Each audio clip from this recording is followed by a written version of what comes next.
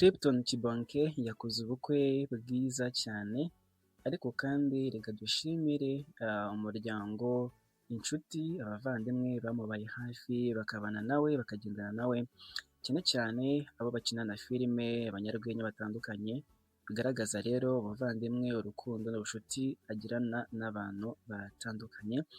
Tumwifurize kugira urugo rwiza ndetse gukomeza kugira urugo rwiza kubera asanzwe arufite, no gukomeza kubaho yishimye n'umudamu we.